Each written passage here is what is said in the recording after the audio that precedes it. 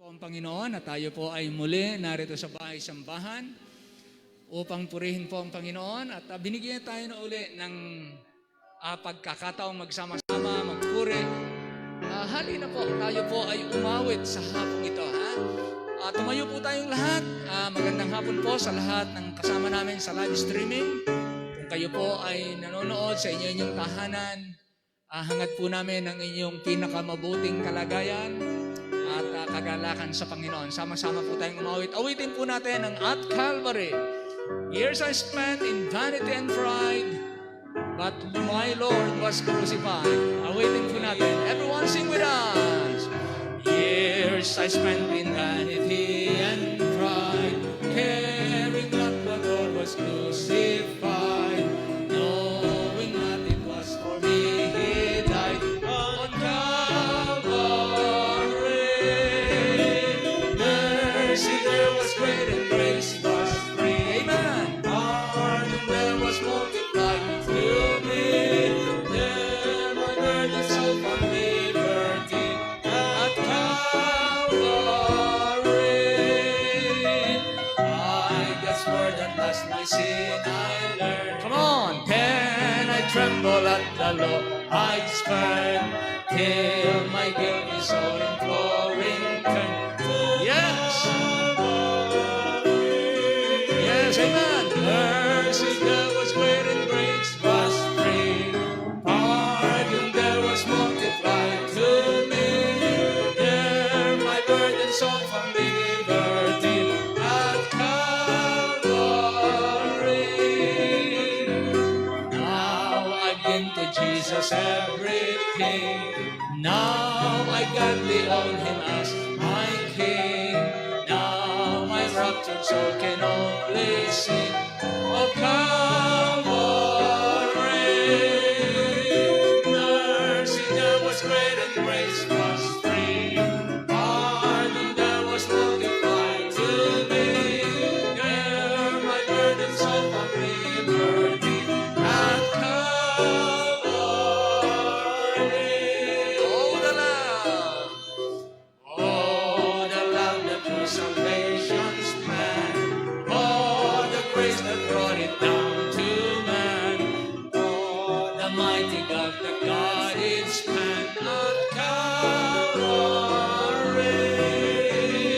Mercy there was great and grace was free. Pardon there was multiplied to me. There my burden soul from liberty. Amen. At Calvary.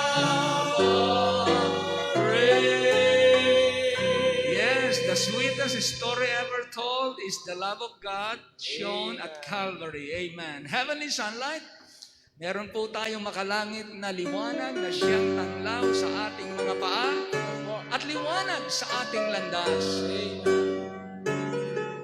Everyone, walking in sunlight, all of my journey over the mountains, through the deep air. Jesus has said, I'll never forsake thee. Promise me by God, never can fail. Yes, heavenly sunlight, flooding my soul with glory divine. Hallelujah, I am rejoicing, singing His praises. Jesus is mine. Shadows around me, shadows around me, shadows above me, never conceal my Savior and I. He is the light, in Him is no darkness. Ever I'm walking close to His side. Heavenly sunlight, flooding my soul with glory divine. Hallelujah, I am rejoicing, praising my Savior. Jesus is mine. In the bright sunlight, ever rejoicing, pressing my way to mansions above, singing His praises.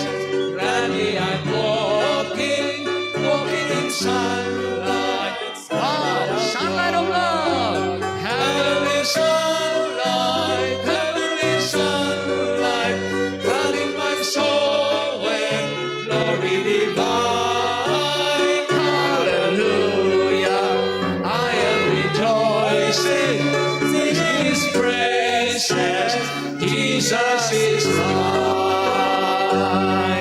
Amen. One more song, The Solid Rock. Dito po tayo nakasalig ang ating pananalig.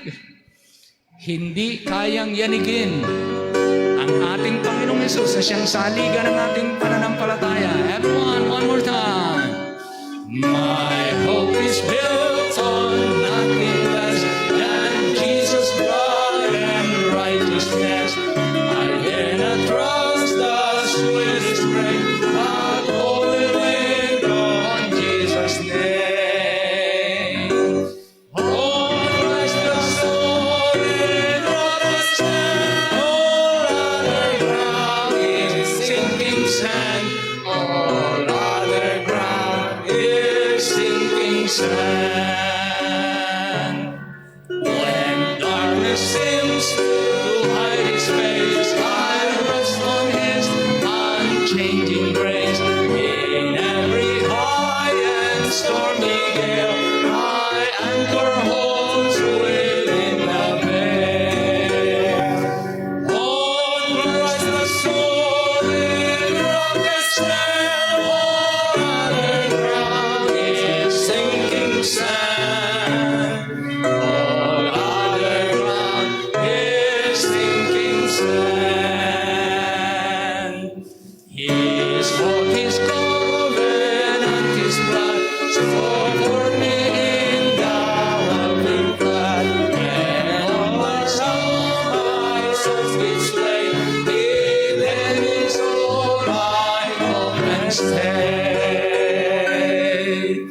On Christ the solid rock I stand, all other ground is sinking sand. All other ground is sinking sand. On the last, when He shall come with trumpet sound, oh may I then in Him be found, rest in His righteousness alone, all blessed to stand before Thy throne. All together. On Christ the solid rock I stand, all other ground is sinking sand. All other ground is sinking sand. Amen. Wow. And never na tayo po'y magsalig ng tiwala, labas sa Panginoon dahil isa lang ang saligang matatag. So we'll sing again one more time, constantly abiding.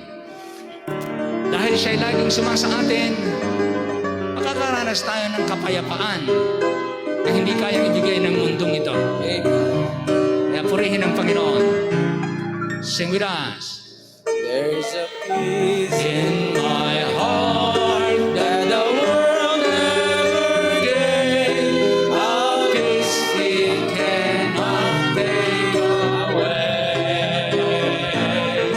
Though the trials of life may surround like a cloud, I've a peace that has come there to stay. Constantly abiding.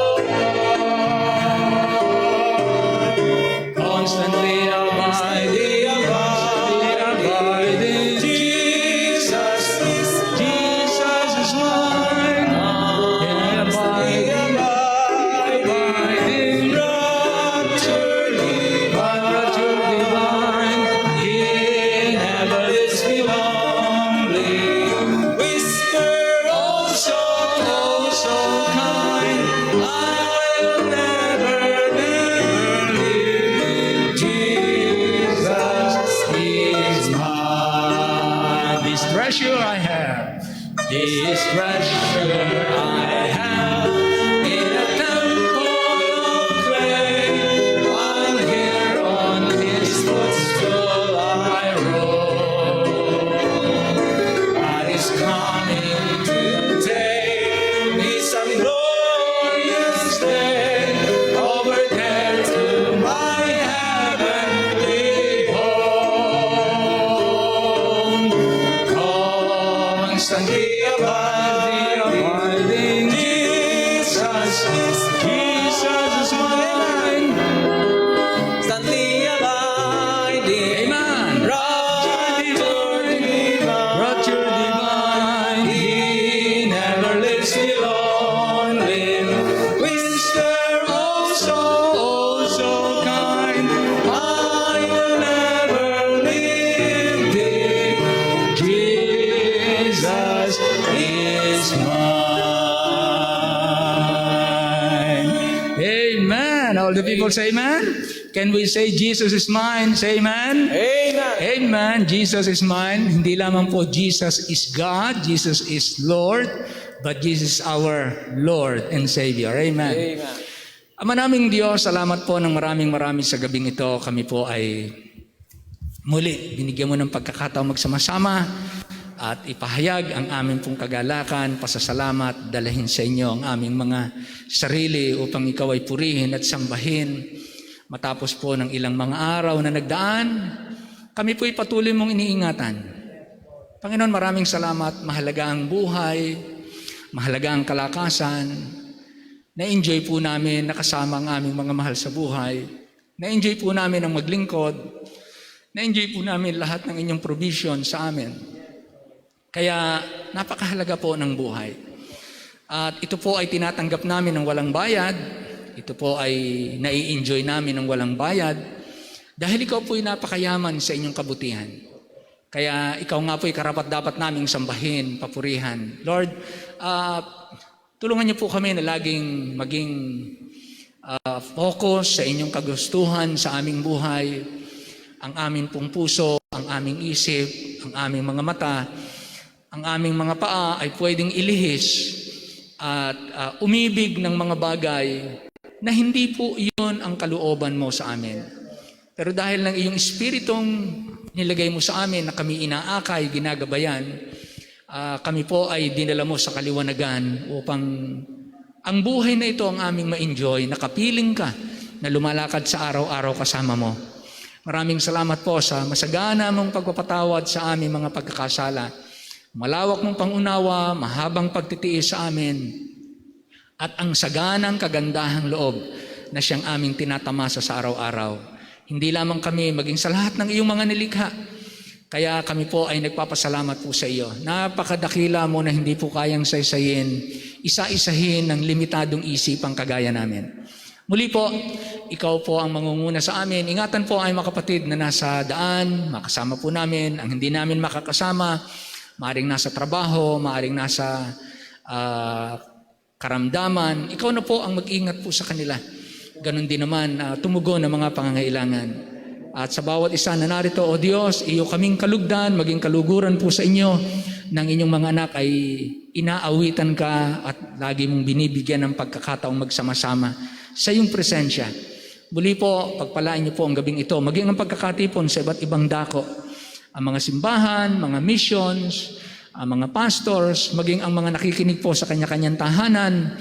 Pagpalain niyo po, salamat sa mga matatapat na lingkod mo, walang halos pagod na nag-o-online, nagmi-ministeryo, nag-i-encourage, nangangaral. Maraming salamat po sa pagkakataon na binibigay mo po sa bawat isa. Muli po, i-bless nyo ang aming pagkakatipon na ito.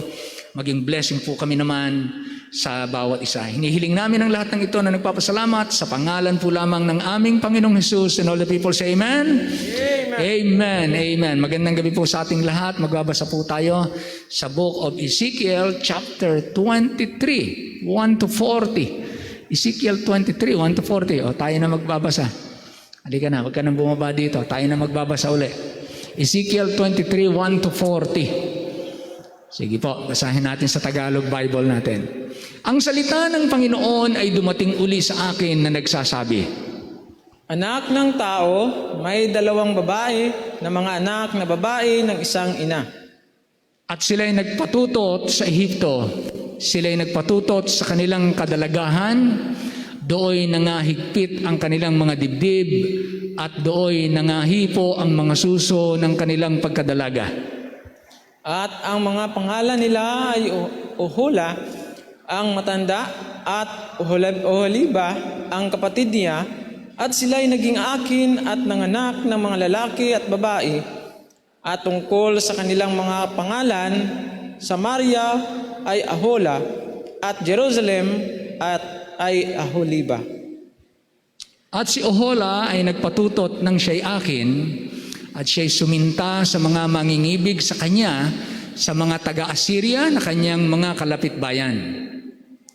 Nananamit ng kulay asul ang mga tagapagmahala at ang mga pinuno, silang lahat na binatang makisig, mga babayo at nangakasakay sa mga kabayo.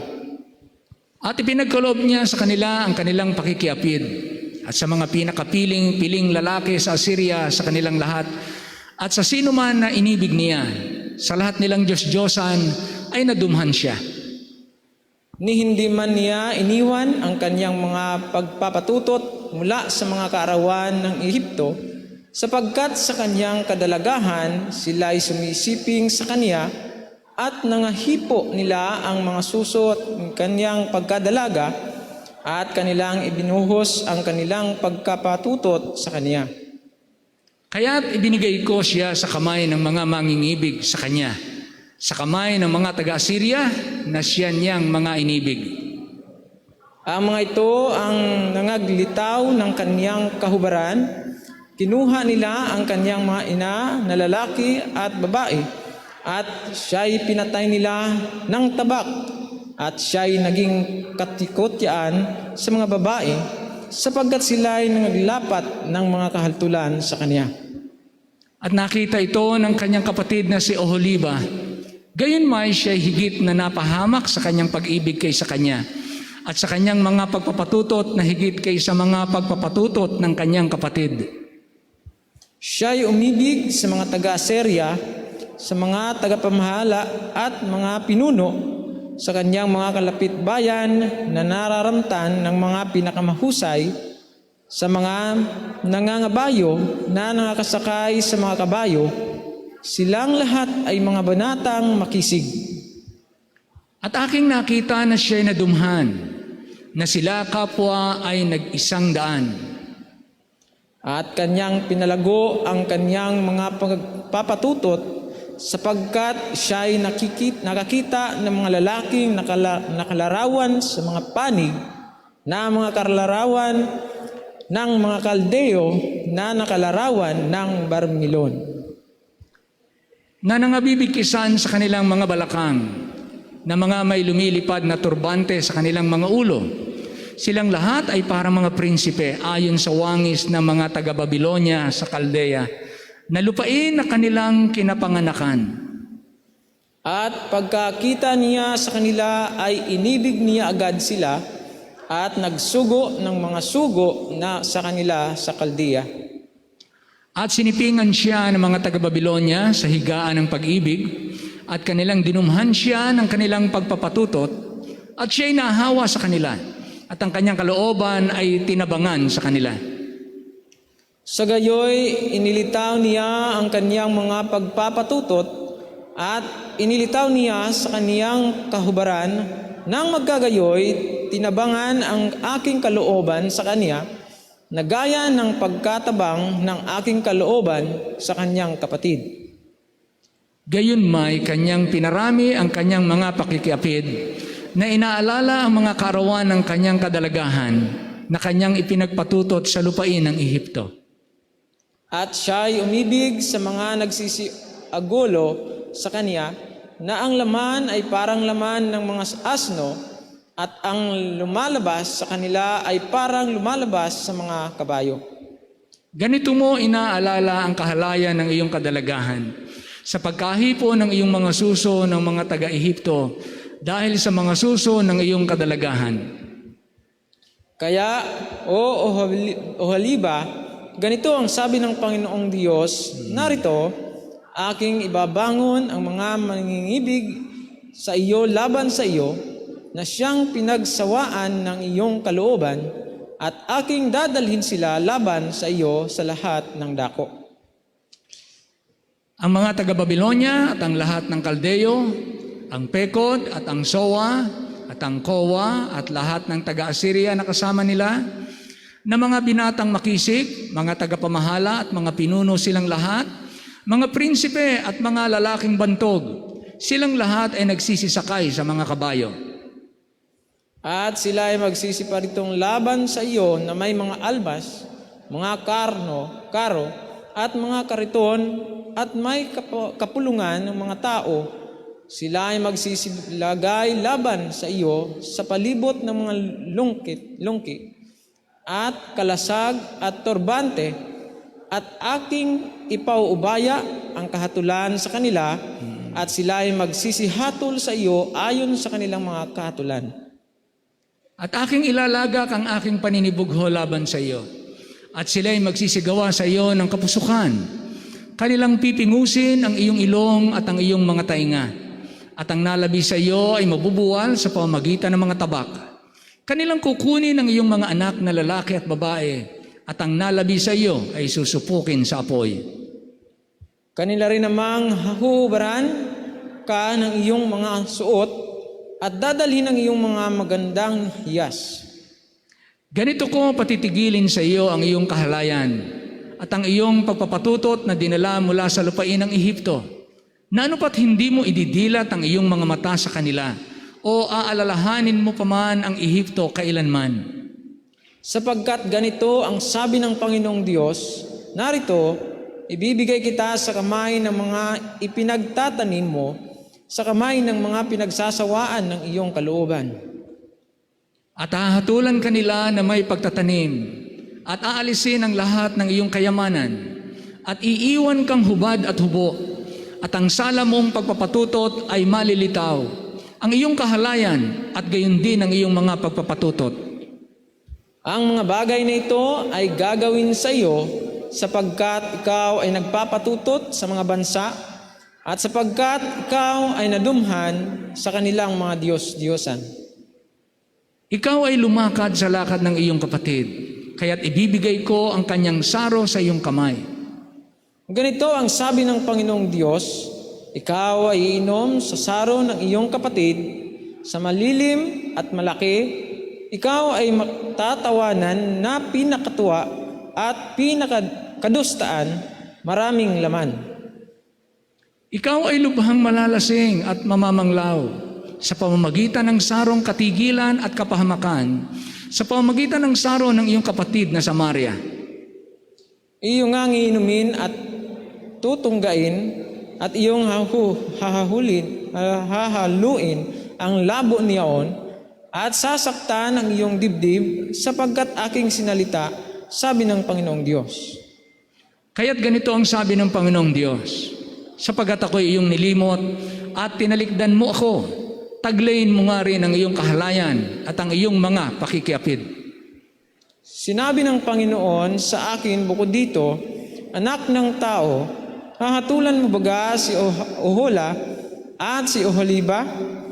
Ipakilala mo sa kanila ang kanilang mga kasaklam-suklam.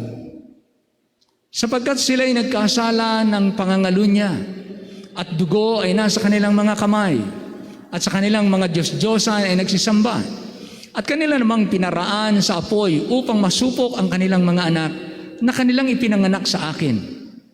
Bukod dito'y ginawa nila ito sa akin, kanilang nilapastangan ang aking santuaryo sa araw ding iyon, at inilapastangan ang aking mga sabat. Sapagkat nang kanilang patayin ang kanilang mga anak para sa kanilang mga Diyos-Diyosan, nagsiparoon nga sila ng araw ding iyon sa aking santuaryo upang lapastanganin, at narito, ganito ang kanilang ginawa sa gitna ng aking bahay. Sabay-sabay po tayo. At bukod dito ay inyong ipinasundo ang mga taong nangagmumula sa malayo, na siyang mga ipinasundo sa sugo, at narito sila'y nagsisidating na siyang dahil ng iyong ipinaligo at ipinagkulay mo ng iyong mga mata at pinaggayakan mo ng mga gayak. Makakaupo na po tayo. Salamat po, salita ng Diyos.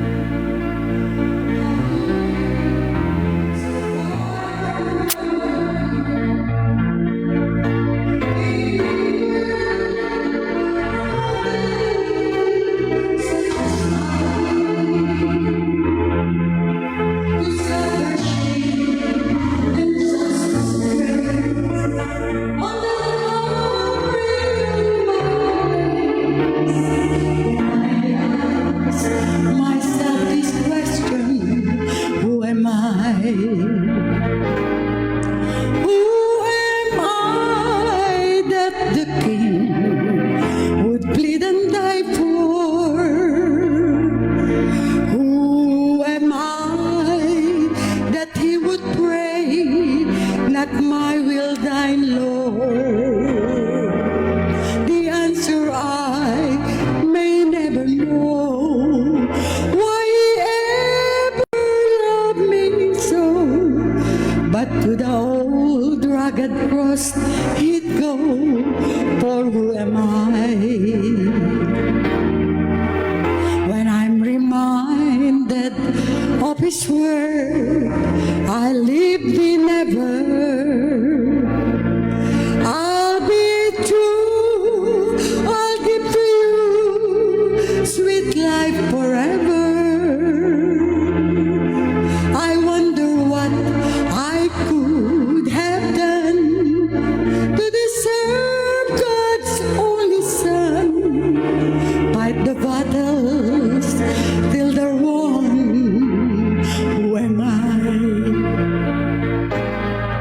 Who am I that the King would live and die for? Who am I that he would pray, not my will thine own? The answer I may never know. Why he ever loved me so? But to an old rugged cross he'd go. For who am I? I'm just a sinner, saved by grace. When I stood condemned to death, he took my place. And now I live and breathe in freedom. With its bread of life I take, love and forgiven.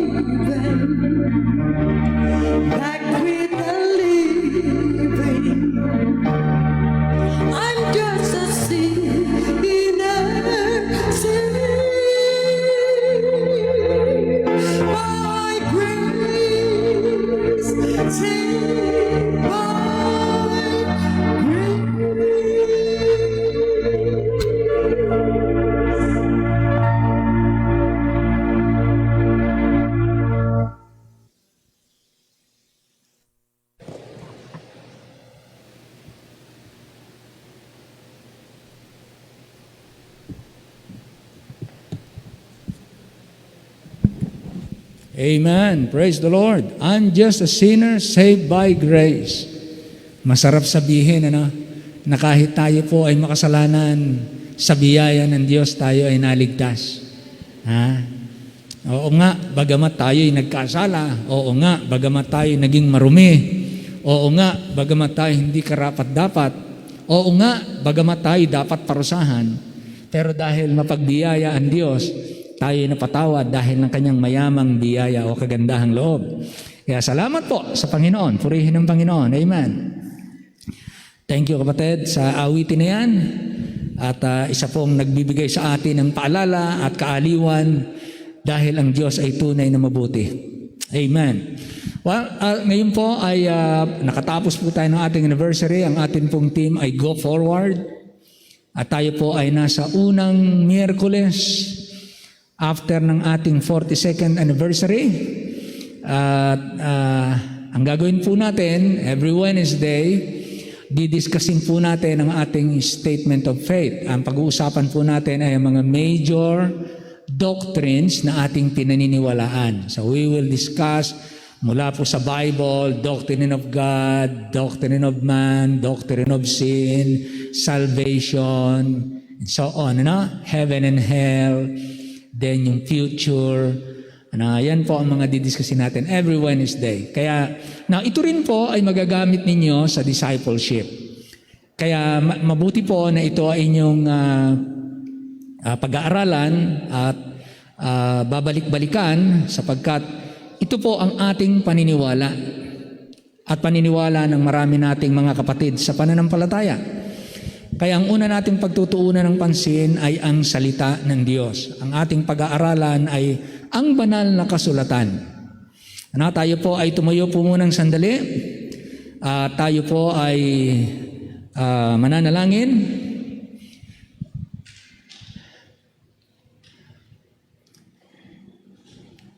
Amen.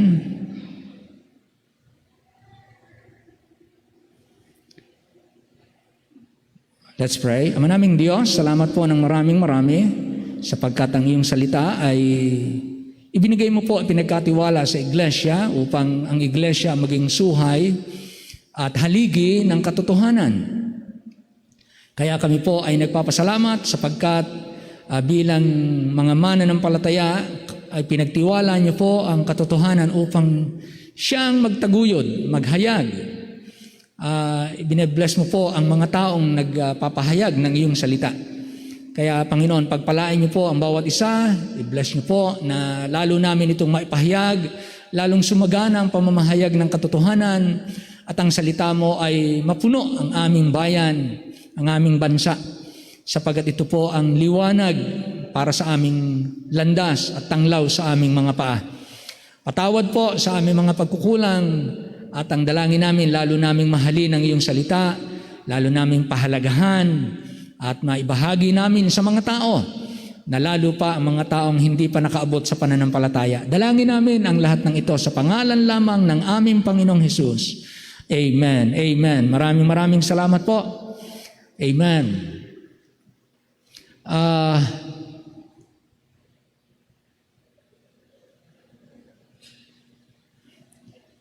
Ang salita ng Diyos ay iniwan po ng Panginoon sa atin upang ating ipahayag.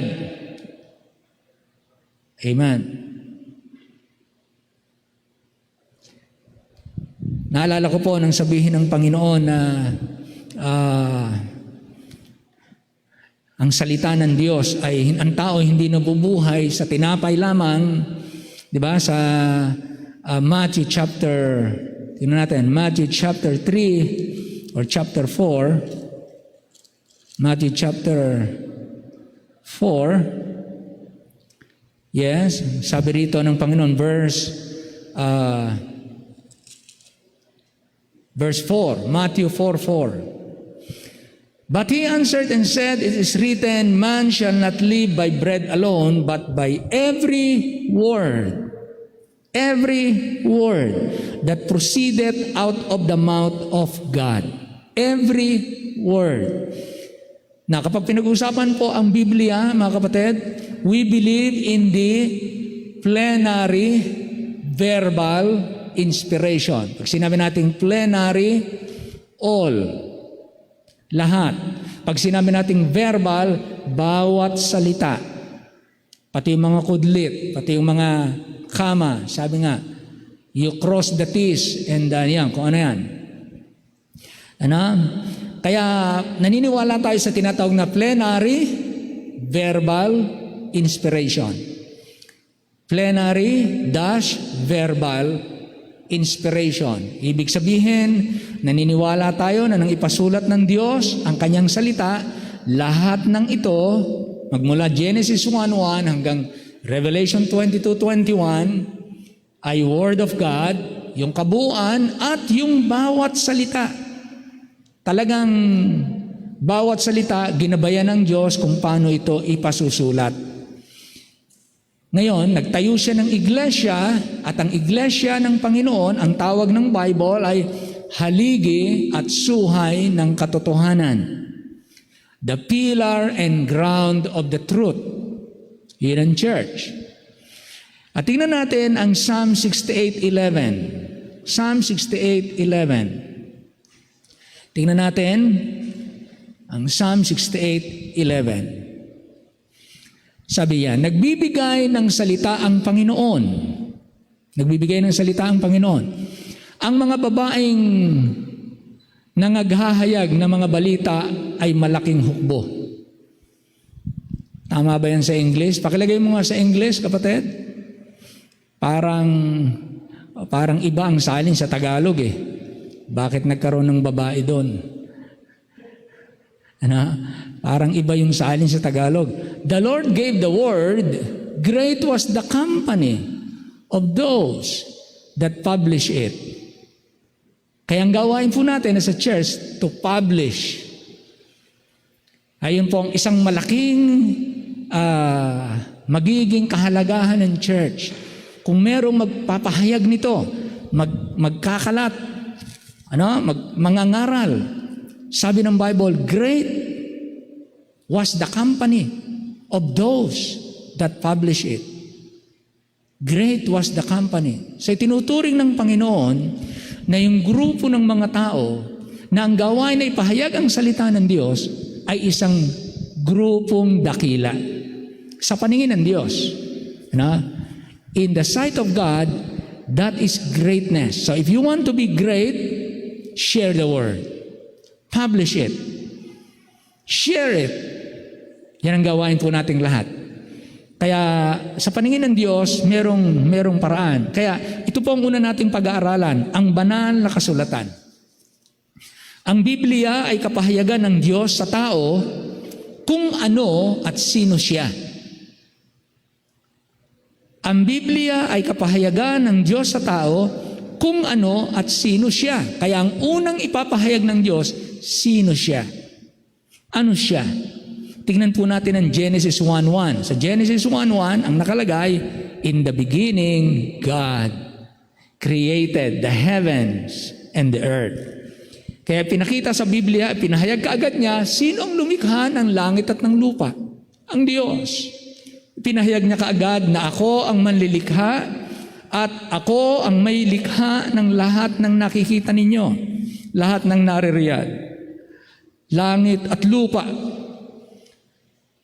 Sa John chapter 4 verse 24, ano ang Diyos? Ang sabi ng Bible sa John 4:24, God is a spirit. God is a spirit. And they that worship Him must worship Him in spirit and in truth. God is spirit. Kaya kung titingnan natin yung Genesis 1:1, He is God. He is the Creator. God is spirit. Kaya ang una nating makikita sa Bible, ang banal na kasulatan ay kapahayagan ng Diyos sa tao kung ano at kung sino siya. Naalala ko po na mayroong isang professor na hindi naniniwala sa Diyos. Sabi ng isang professor sa kanyang klaseng ganyan, ang Bible ay punong-puno ng binasa ko ang Bible, punong-puno ng mga hindi ka panipaniwala. Walang kwenta at saka hindi ko maintindihan. Sabi ng professor. Kaya itong Bible na to, mga ano yan, mga kwentong hindi ka panipaniwala at saka walang saysay. Sino dito ang naniniwala na ito'y salita ng Diyos? Naku, walang nagtaas kasi nahihiya na dun sa professor.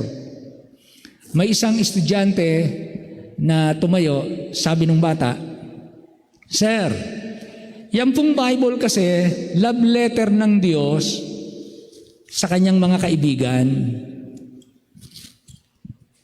Nagkamali ho kayo ng binuksang love letter. Hindi po para sa inyo yan. Kaya hindi nyo maintindihan. Kasi nagbukas kayo ng hindi para sa inyo. Well, minsan po ganun, hindi maintindihan ng mga tao, pero naniniwala tayo na ang Diyos ay Diyos, makapangyarihang lumikha ng lahat ng mga bagay. Siya ay Espiritu. Ito rin ay naglalaman ng kanyang kalooban, aral, utos, layunin at mga gawa niya na ipinasulat sa mga banal na lalaking lingkod niya. So, ang tanong, ang banal na kasulatan, unang ipinapahayag nito, ang Diyos, sino siya, anong kanyang ginawa, anong layunin niya, anong mga utos niya, anong mga ginawa niya, and then, ipinapaunawa kung paano ito nasulat. Babasahin natin in 2 Peter 1:19-21. Sabi natin, paano ba nabuo ang Bible? Paano ba ito napasulat? 2 Peter chapter 2 at chapter 1, 19-21. 2 Peter 1:19-21. Ayan. Sabi niyan, we have also a more sure word of prophecy. Napansin niyo yun? Guhitan niyo po yun sa Bible niyo, more sure word. More sure word. Bakit po? Pag sinabi nating more sure, may pinagkumpara. Mas higit na tiyak. Kung itong isa ay tiyak, mas higit na tiyak ang salita ng Diyos ng hula. Itong salita ng Diyos mas tiyak. Anong pinagkumparahan? Pag binasa niyo po yung naunang talata, ang pinag-uusapan niyan nang si Jesus ay magbagong anyo sa bundok ng Olibo. Nasaksihan nila Peter, James, and John. Nakita nila ang ating Panginoon nagbago ng anyo, mas maliwanag pa sa sikat ng araw sa tanghaling tapat.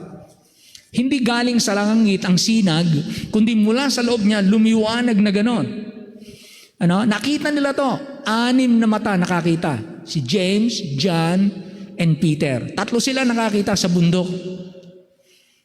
Ngayon, nung makita nila yan, eto ang sabi ni Apostle Peter, yung aming naranasan, na nakita namin, at naranasan namin, nadinig namin yung tinig mula sa langit. 3 kaming nakapakinig, 3 kaming nakakita, nagbago siya ng anyo, may tinig mula sa langit, pakinggan niyo ang aking anak.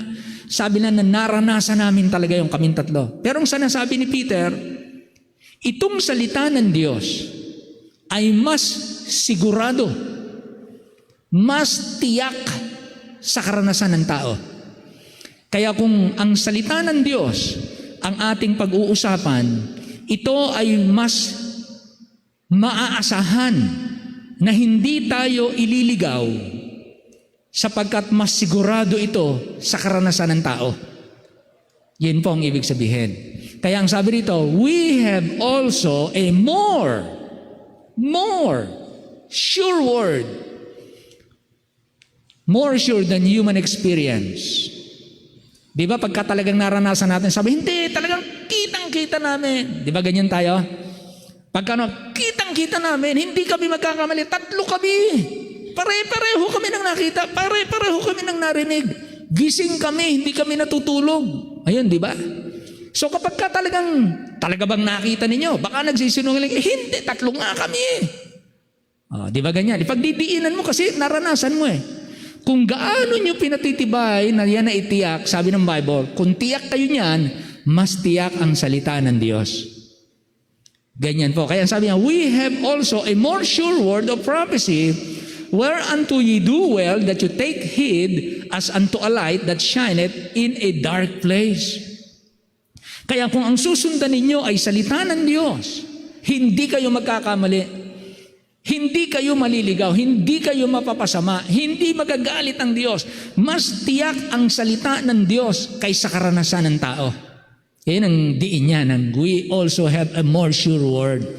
Kaya napakahalaga na salita ng Diyos, mahal natin, iniingatan, pinahalagahan natin na as unto a light that shineth in a dark place, kagaya po ng liwanag na nagliliwanag sa madilim na lugar until the day dawn and the day star arise in your hearts. Then verse 20. So mas tiyak ha, verse 20. Next verse. Knowing this, first, that no prophecy of the Scripture is of any private interpretation. Na dapat nating malaman muna ito na alinmang hula ng kasulatan ay hindi nanggaling sa sariling paliwanag. Ayan, ano ha? Saan galing yung paliwanag? Saan galing yung hula? Na dapat malaman natin na ito hindi nanggaling sa kanya-kanyang paliwanag. Kanino galing ito? Talatang 21, verse 21. For the prophecy came not in all time by the will of man. Ang sinasabi ng Bible, ang hula o ang salita ng Diyos ay hindi nanggaling sa kagustuhan ng tao. Hindi niya ginusto na ito'y isulat. At kung gustuhin man niyang isulat, hindi niya kakayanin. So paano ito napasulat? Ang sabi rito, but holy men of God spake as they were moved by the Holy Ghost. Sila ay nangusap na sila'y kinikilos ng Espiritu Santo.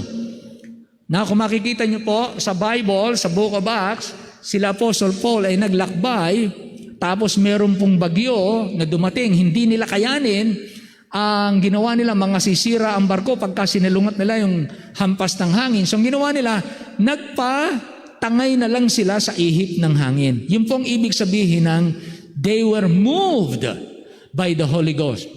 Another word to use is they were carried along.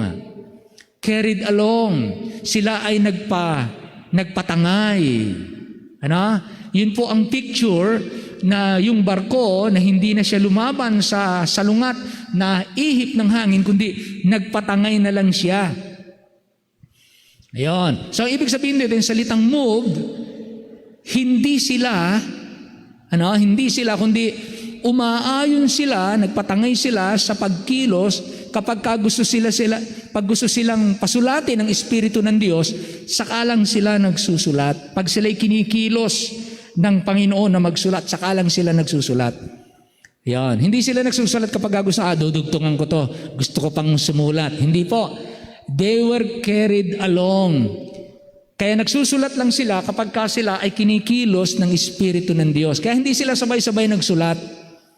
Dahil hindi naman sila nagsulat na pinag-usap-usapan nila, hindi sila nag-meeting, magsulat ka dyan, magsusulat din ako, ikaw magsulat niya, magsasabay-sabay tayo. Hindi po ganon. Kundi, bawat isa, kinikilos ng Panginoon na sumulat ka. Saka lang sila nagsusulat. Pero hindi lahat ng kanilang isinusulat na iintindihan nila. Hindi po. Kaya, sabi rito, for the prophecy came not in all time by the will of man. Hindi ginusto ng tao. At kung gustuhin man ng tao, hindi niya kayang isulat. But, what kind of men? Hindi kung sino-sinong lalaki. Holy men of God. Ang ginamit ng Diyos. Hindi mga lasinggero, hindi mga babaero, hindi mga sugalero, hindi mga ganon, hindi mga karnal. Sila ay namumuhay ng may kabanalan nang sila ay kilusin ng Diyos para isulat nila yung bahagi ng kasulatan na gusto ng Diyos na mapasulat. Ayan po. Kaya ito ay naglalaman ng kanyang kalooban, aral, utos, layunin, at yung mga gawa ng Diyos nakasulat dyan na ipinasulat sa mga banal na lingkod ng Diyos. Ang tunay na may akda nito ay ang Diyos. Kaya ito'y tinatawag na salita ng Diyos. Bagamat ang sumulat po, ang ginamit ng Panginoon para sumulat ng salita ng Diyos ay about 40 men. 40 lalaki 40 tao ang pinasulat niya sa magkakaibang lugar, magkakaiba ng trabaho, magkakaiba ng panahon, magkakaiba ng karanasan, magkakaiba ng personalities, magkakaiba ng educational level, magkakaiba ng temperament, magkaiba ng vocabularies na ginagamit nila. At nang mabuo sa loob ng 1,500 to 600 years, 1,500 years nang makumpleto ang pagsulat dahil pinasulat niya sa lumang tipan and then tumigil. Tapos may agwat na 400 years. Tapos pinasulat naman niya ang mga apostoles. All in all, lahat ng kabuuan ng panahon, mga 1,500 years. Sa iba't ibang panahon, pinasulat ng Diyos. 1,500 years. 40 tao. Hindi nag-usap-usap ano ang kanilang team. Hindi nag-usap-usap kung ano ang kanyang isusulat, tungkol saan. Basta siya nagsusulat. Hindi niya alam yung isinulat niya ng panahong yon. Sinulat nito sa kanyang panahon, sa kanyang panahon, sa kanyang panahon. Iisa sila ng tema. Itong Bible. Ang sentro po nito ay si Jesus. Ang dakilang tagapagligtas, ang dakilang manunubos, darating. Yun ang istorya. Kaya magmula sa Garden of Eden hanggang sa Revelation, makikita niyo lagi yung blood. Sa Garden of Eden, ang batay ang Panginoon ng tupa, dire-diretso na yan. Mga nagpatay ng tupa yan. Hanggang sa bagong tipan. At namatay na si Kristo, yung totoong kordero ng Diyos. And then, pinangaral yan. At dadakilayan hanggang sa Revelation. Hanggang sa dulo. Yun ang pag-uusapan. Aawitin sa langit. Kikilalanin sa langit. Kami tinubos mo ng iyong dugo. Ayan, sa Revelation, mababasa niya yan. Kaya, iisa ang tema, puro si Kristo. Makikita niyo po dyan. Kaya ang tunay na may akda nito ay ang Diyos. Kaya ito'y tinatawag na salita ng Diyos. Tignan po natin ang Exodus 24:4. Exodus 24:4. Psalm 119:89. Hebrews 4:12. And Luke 11:28. Pero tignan muna natin ang Exodus 24:4. Exodus 24:4. Ito po ang sabi. And Moses wrote all the words of the Lord. Napansin niyo, Sinulat ni Moses ang lahat ng salita ng Panginoon. Kaya yung sinusulat ni Moses, hindi kanyang salita. Pinasulat lang sa kanya. Words of the Lord. Ito'y tinatawag na salita ng Diyos.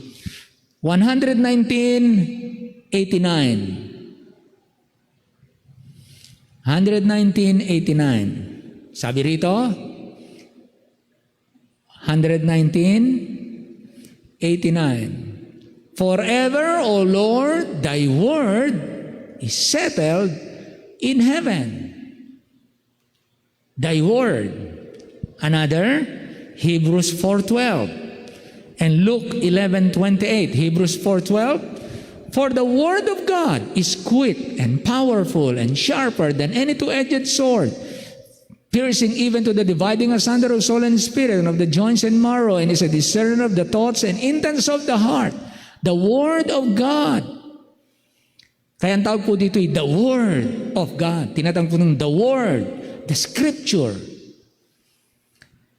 Luke 11:28. But he said, yea, rather, blessed are they that hear the word of God and keep it. Word of God. Kaya ang banal na kasulatan ay kapahayagan ng Diyos kung sa tao, kung sino at ano siya.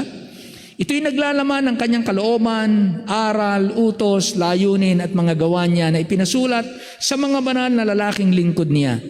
Ang tunay na may akda nito ay ang Diyos, kaya tinatawag na salita ng Diyos. May nagtatanong po ng ganito, yung bang salita ni Satanas, yun ba'y na nakasulat dyan, yung bang salita ni Satanas ay salita din ng Diyos?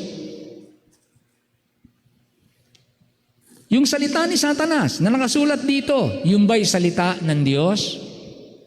Yes.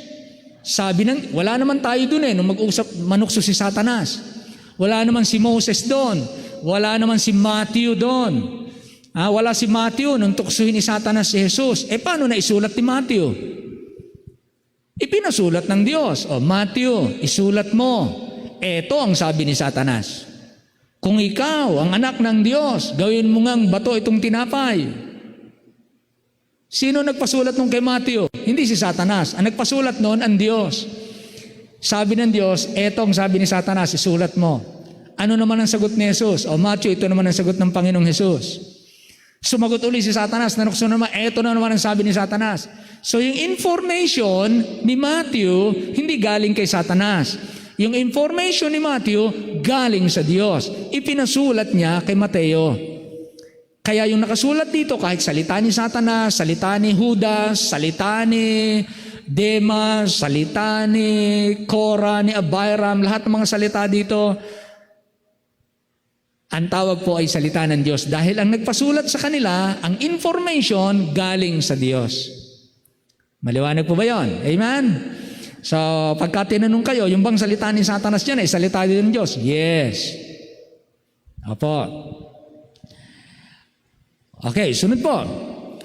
Ito, ang salita ng Diyos, ay mula sa hininga ng Diyos. Ano? Parang salita ng Diyos. Ito ay mula sa hininga ng Diyos na kinasihan ng banal na Espiritu upang maisulat ng walang pagkakamali, maging sa lahat ng aral nito at walang kulang, walang labis ang nilalaman. Makapagpapadunong kahit sa bata, ukol sa kaligtasan sa pamamagitan ng pananampalataya kay Kristo. Ulitin po natin, ito ay mula sa hininga ng Diyos. Saan natin nakita yon? 2 Timothy chapter 3, 15 hanggang 17. 2 Timothy 3:15 hanggang 17. Makikita po natin dito na ang sabi rito ay ganito. And that from a child thou hast known the Holy Scriptures. Ang kinakausap ni Apostol Pablo si Timoteo. Kaya yan po, ikalawang sulat para kay Timoteo, galing kay Pablo. Kaya ang pamagat niyan, ang aklat niyan, 2 Timothy. Ikalawang sulat na ni Apostol Pablo kay Timoteo. At itong sabi niya kay Timoteo, mula sa pagkasanggol o mula sa pagkabata, mula sa pagkamusmus mo, nalaman mo na ang banal na kasulatan na makapagpapadunong sa iyo para sa ikaliligtas sa pamamagitan ng pananampalataya kay Kristo. Kaya maliwanag po kahit mga bata, kaya natin tinuturuan para maunawaan nila ang kaligtasan sa murang edad. Tinuturuan na natin sila. Dahil yun ang nangyari kay Timothy. Naging matalino ang batang ito para sa kaligtasan sa pamamagitan ng pananampalataya na kay Kristo. Then verse 16, yung banal na kasulatang tinutukoy dyan, Holy Scriptures, ang lahat ng mga kasulatan na kinasihan ng Diyos. Sabi ng English Bible, all Scripture is given by inspiration of God. Yung pong salitang inspiration, ang translation po sa English ay God-breathed. Kasi sa Griego po, sa dictionary, theopneustos. Theopneustos. Yung pong theo is God, yung pneustos, kinuha po sa pneuma, yun po ang sinasabing breath. Pneuma, God's breath, or God breathed out. Ang pinag-uusapan po rito, all Scripture is given by inspiration of God. Ang pinag-uusapan po is the origin. Saan nagmula ang banal na kasulatan? Paano naisulat ito ni Timoteo, ni Mateo, ni Marcos, ni Luke? Saan galing yung isinulat niya? Sabi ng Bible, ang mga banal na kasulatan ay hiningahan ng Diyos. Ito ay inihinga ng Diyos. God breathed out. Ibig sabihin, galing ang origin ng Word of God na to sa Diyos mismo. Kaya ito ay may buhay. Ang salita ng Diyos may buhay. So, ito ay mula sa hininga ng Diyos, God breathed out. Ngayon, naniniwala tayo mga kapatid na nang ipasulat po ito, yung original yung original, nung ipasulat, walang pinagkokopyahan, walang kopya. So kung ito ang writing material, sabihin natin, kung ito ang writing, kung dito isusulat, yung pagsusulatan lang ang meron, walang pagkokopyahan. Paano mo isusulat ang laman na yon na napakarami, na wala ka namang pagkokopyahan? Paano mo isulat yan? Merong gumagawa sa kanila yung Espiritu ng Diyos, inaakay sila at ipinapaalala sa kanila yung katotohanan na kanilang isusulat. Ganyan. Ipinasusulat ng Diyos sa kanila, ipinapaisip sa kanila ng Diyos, paano nila isusulat at anong eksaktong mga salita na kanilang gagamitin. Kaya nang isulat po ang salita ng Diyos sa original, walang pinagkopyahan. Yan ang gamit ng inspiration. Yan ang inspiration. May kaibahan po ang inspiration at saka preservation. Pag inspiration, nagsimula sa blank writing material. Minsan nagbibiro si Pastor Joel. Hindi ba nung kopyahin, blank writing material din ang pinagkopyahan? Hindi, blank writing material ang pagsusulatan, pero may pagkokopyahan na.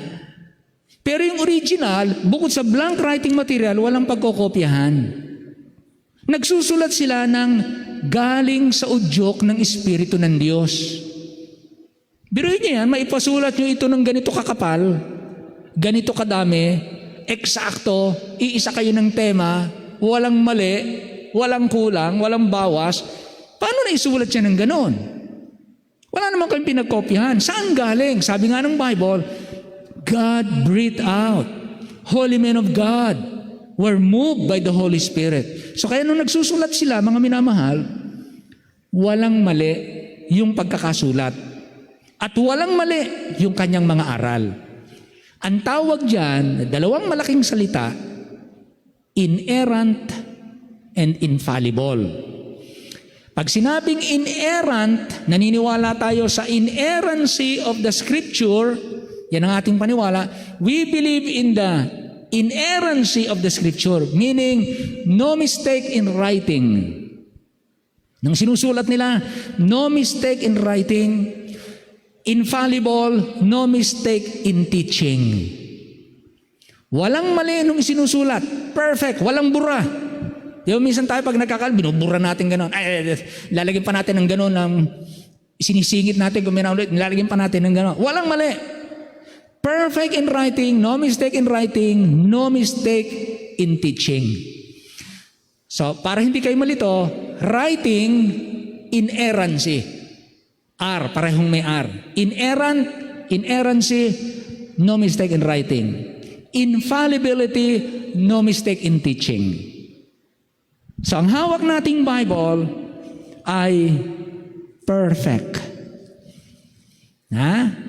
Perfect. Kaya nga po itong ating authority for faith and practice. Kaya tandaan niyo po yun, We believe in the inerrancy and infallibility of the Bible. Ano yung sabihin ng inerrancy? No mistake in writing. Ano yung sabihin ng infallibility? No mistake in teaching. Ano ibig sabihin ng inspiration? God breathed out. The origin of the Scripture came out from God, hindi galing sa kung kani-kaninong tao. At para maisulat, kinasihan ng Diyos ang mga banal na lalaki ng Diyos para isulat ang banal na kasulatan. Okay po? So, dyan tayo naniniwala. Kaya dapat po, if we are going to go forward, hindi pwede tayong mag-go forward na may alinlangan tayo sa Bible na ating hawak. Pag kayo nakapagbasa na sinisiraan ng Bible, binabaliwala ang Bible, bayaan nyo sila sa kanilang paniwala. But as for us, we believe this book is God's Word. Hindi lamang po naglalaman ng salita ng Diyos. Huwag kayong papayag. Huwag kayong maniniwala sa mga, ang Bible ay naglalaman ng salita ng Diyos. Hindi po ganon. Ang Bible ay salita ng Diyos. Hindi po naglalaman lang. Kundi ang Bible ay salita ng Diyos. Hindi mo yan pwedeng paghiwalay-hiwalayin.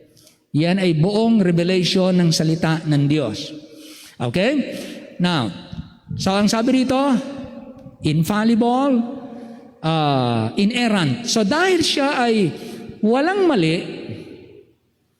sa pagkakasulat, walang mali sa kanyang mga aral, pag pinagsama niyo ang dalawa, ang resulta niyan, yung tinatawag na reliability of the Scripture.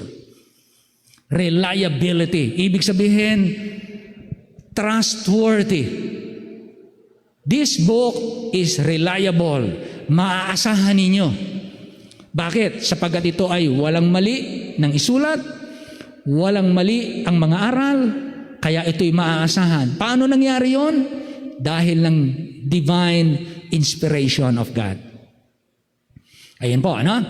Kaya as we go, para tayo makapaglingkod ng lalong matatag, panatag, at wala tayong anumang kinatatakutan sa ating pagtuturo, unang pangahawakan natin, the reliability, the trustworthiness, the inerrancy, the infallibility, the inspiration of the Scripture. Ayan. At makapagpapadunong kahit sa bata ukol sa kaligtasan sa pamamagitan ng pananampalataya kay Kristo. Nakita naman natin yung binasa natin sa 3:15. Kaya sa Acts 16:30 at 31, nagtanong yung bantay bilanggo, ano ang gagawin ko para ako maligtas? Ano ang sabi ni Paul and ni Silas? Manampalataya ka sa Panginoong Hesus at maliligtas ka. Ikaw at ang iyong sambahayan.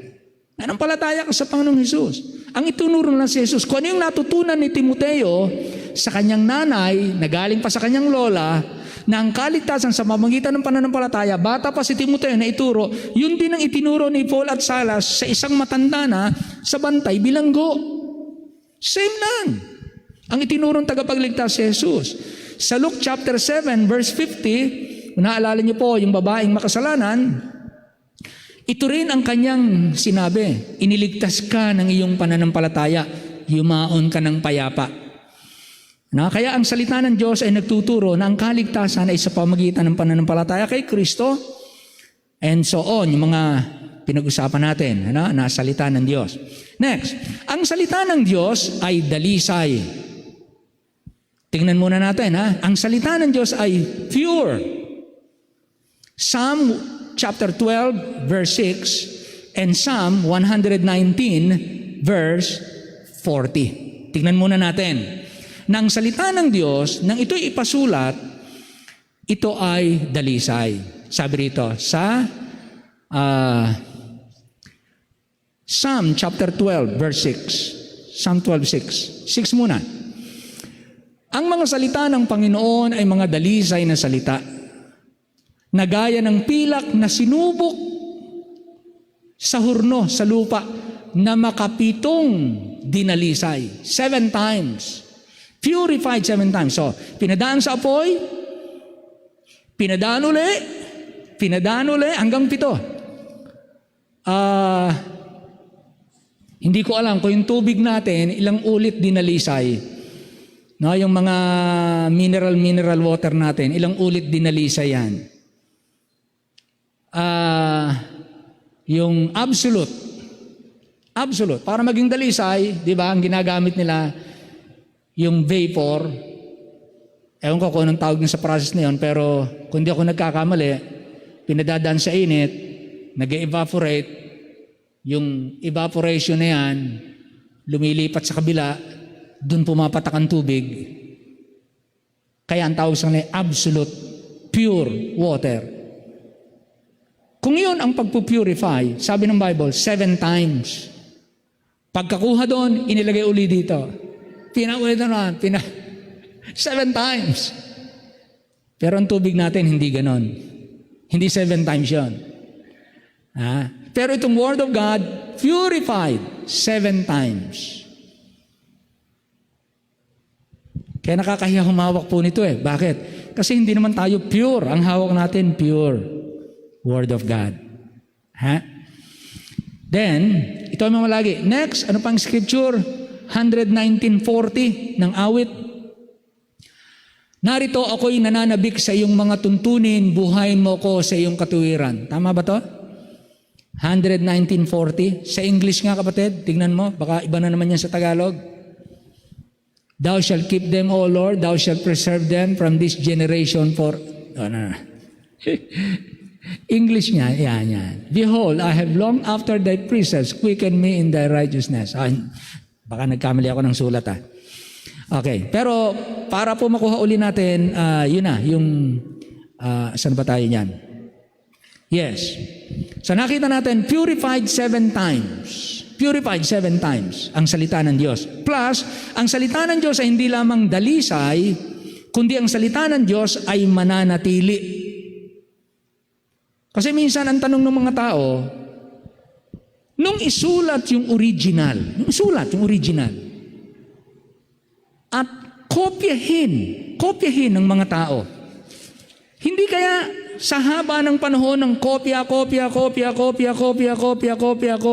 libong taon na nakakaraan, ilang libong taon na nakakaraan na, ang nasa atin ngayon ay kopya ng mga kopya ng original. So ito yung original. Nang kopyahin, ang tawag po dito sa kopya, preserved copy. Ito yung original. Kinopya, ang tawag po dun sa kopya, preserved copy. Masunog man ito, meron pa tayong kopya na preserve natin. Ganon, ano? Kaya ang tawag po dito sa kopya, kopya. Ang tanong, hindi ba sa kakokopya ay nagkakamali ang tao sa pagkopya? Paano natin matitiyak na ang salita ng Diyos sa original na napasulat, siya pa rin ang laman nitong meron tayo ngayon sa King James Bible? Paano natin matitiyak? Hindi ba meron tayong larong telephone? Kunyari yan, bubulungan ko kay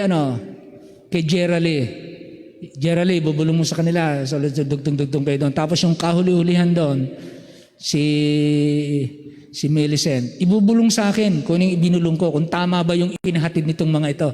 Kadalasan ano nangyayari? Nagbabago ba? Hindi. Nagbabago. Ilan lang yan, ha? Pagbalik niyan dito, may dagdag o kaya may bawas. Ayan. Yun yung larong telephone. Iniisip ng mga tao, hindi kaya ganun din ang mangyari dito sa Bible? Kakokopya sa iba't ibang lengguwahe, iba-ibang lugar, iba-ibang panahon, iba-ibang sitwasyon. Kopya silang ganyan. Hindi kaya nagbawas-bawas na ito? Hindi kaya nagkamali-mali ito? Hindi kaya nagsobra-sobra ito? Yan. Ngayon, basahin natin yung Psalm 12:7. Ano nakalagay dyan? Thou shalt, yun na, okay na yun, 12:7. Okay, sige, English muna ha, English. Sige, yan, Tagalog. Iyong iingatan sila, O Panginoon, iyong pakaingatan sila mula sa lahing ito magpakailanman. Sa English, Thou shalt keep them, O Lord, Thou shalt preserve them from this generation forever. Sino daw ang magpipreserve? Sino ang gagawa ng preserving activity? Sino magpipreserve? Thou, ang Diyos.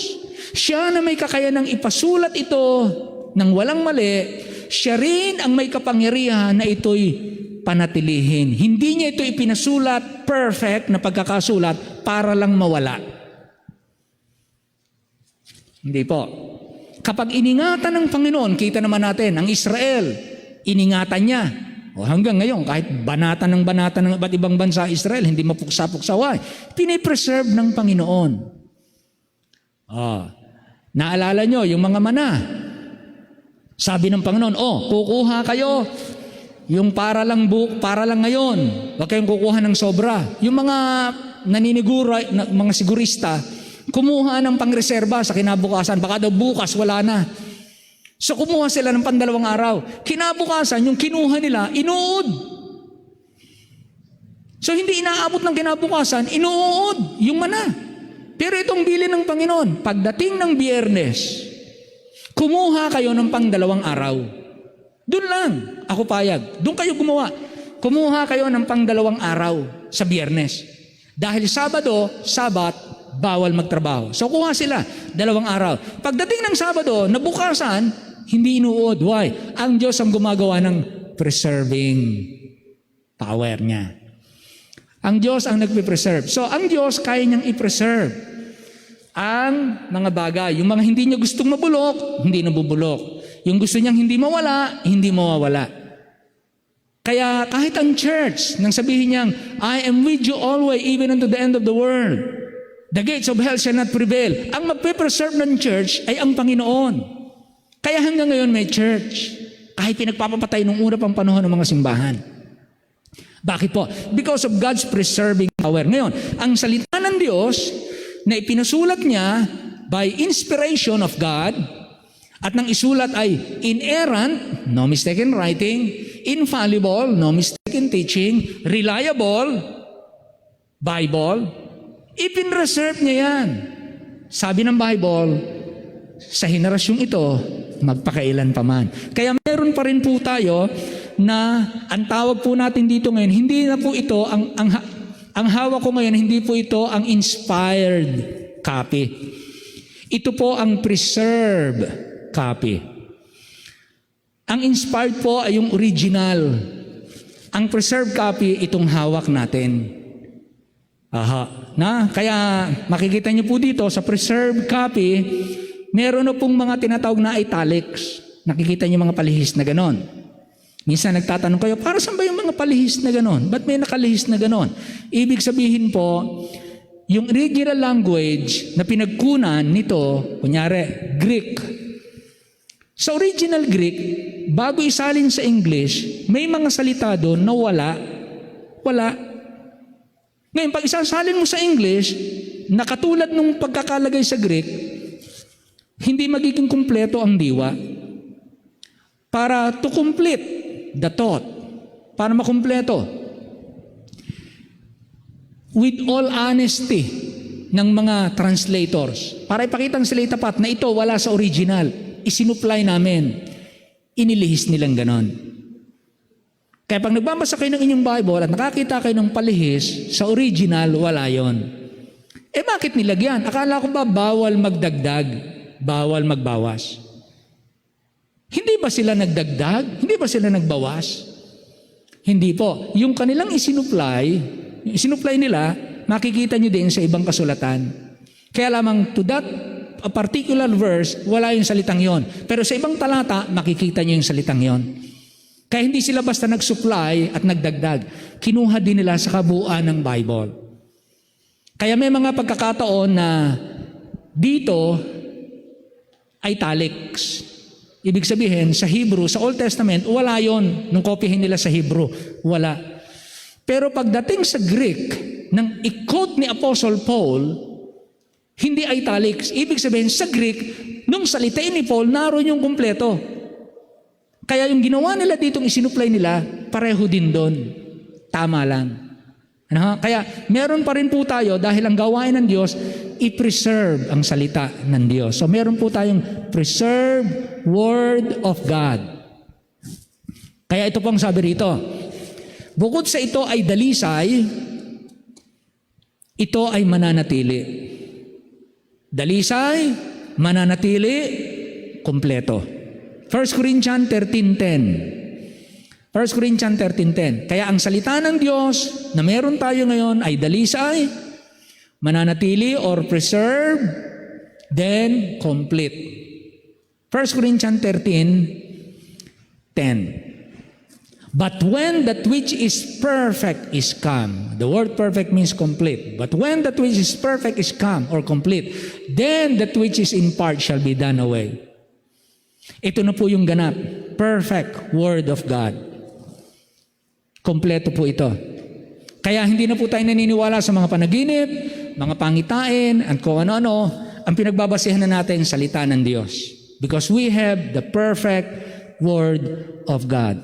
The law of the Lord is perfect. Psalm 19, verse 7. The law of the Lord is perfect and complete.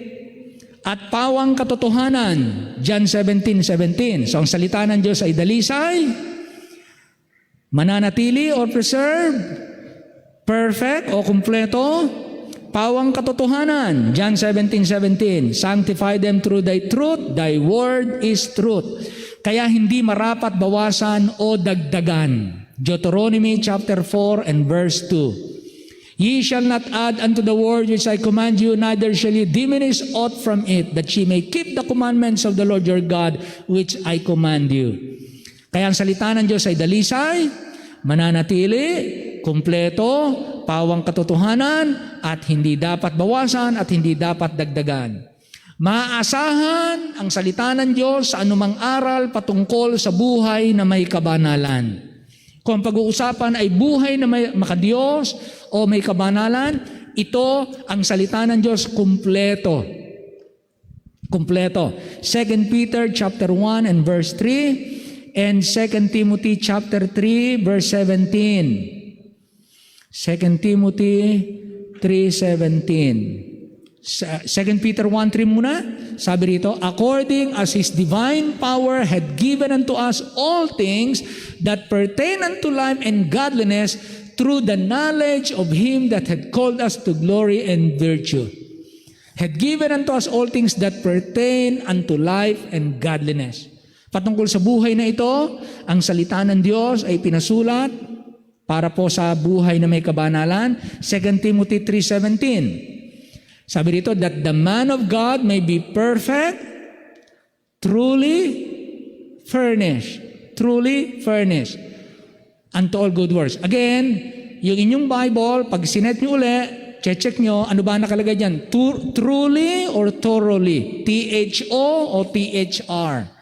Ang original po ay T-H-R, hindi T-H-O.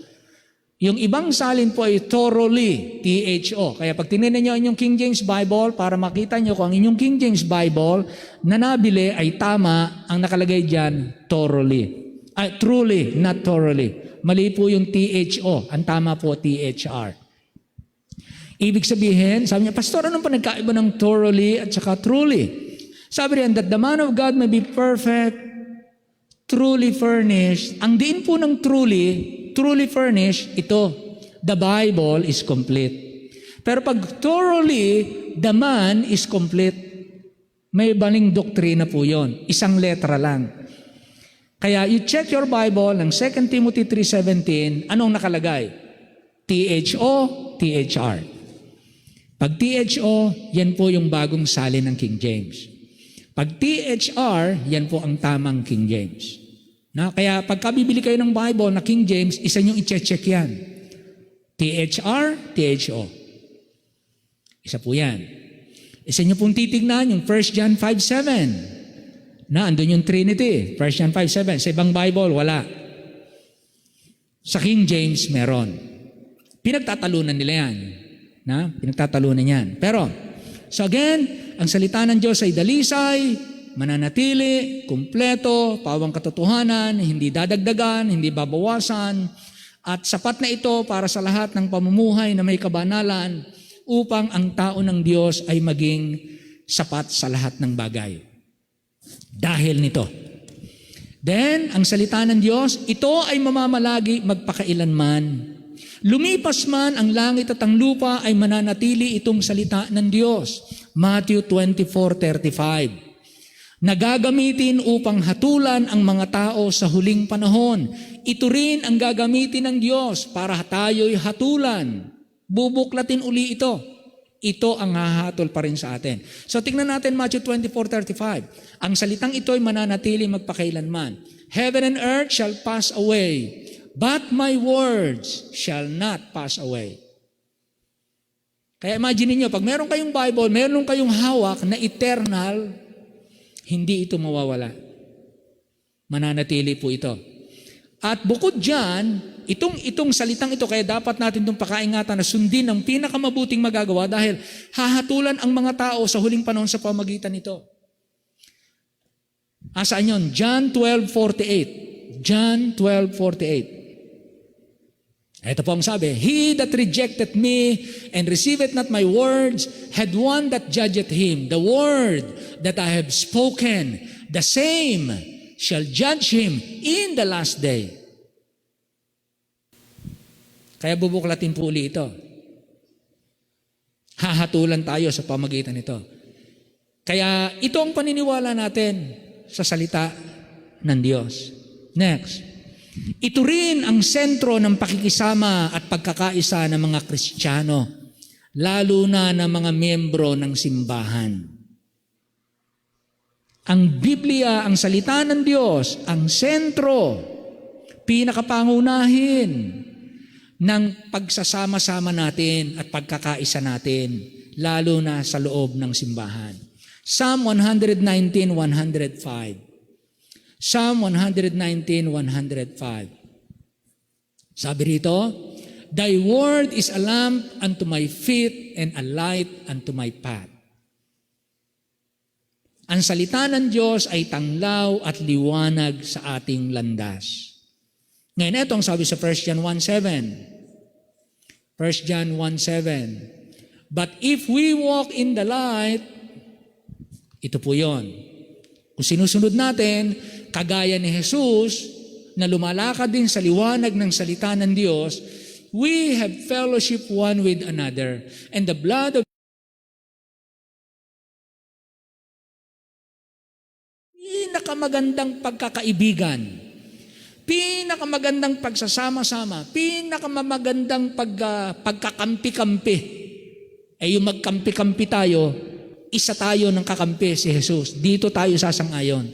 Hindi tayo magkampi-kampi ng ating sariling mga gusto, kundi tayo magkakampi tayo sa salita ng Diyos. Dito tayo magsama-sama. Pare-pareho tayong lalakad sa liwanag ng salita ng Diyos. Kaya kung merong lumalakad sa dilim, lumalakad sa kasalanan, lumalakad sa laman, lumalakad sa sanlibutan, hindi kayo magkaka-fellowship. Maaring tayo magkasama sa bahay, pero hindi tayo magka-fellowship dahil ibang nilalakaran mo, ibang nilalakaran ko. Ako'y lumalakad sa salita ng Diyos, ikaw na may lumalakad sa iyong sariling kagustuhan. Kaya, isa lamang ang samahan na itinayo ni Kristo. The fellowship of His Son is the fellowship in the light. Pagsasama-sama sa liwanag. Kaya hindi po tayo nagsama-sama dahil ito'y sikat, ito'y magaling, ito'y mas mahusay, ito'y mas... Wala pong ganon.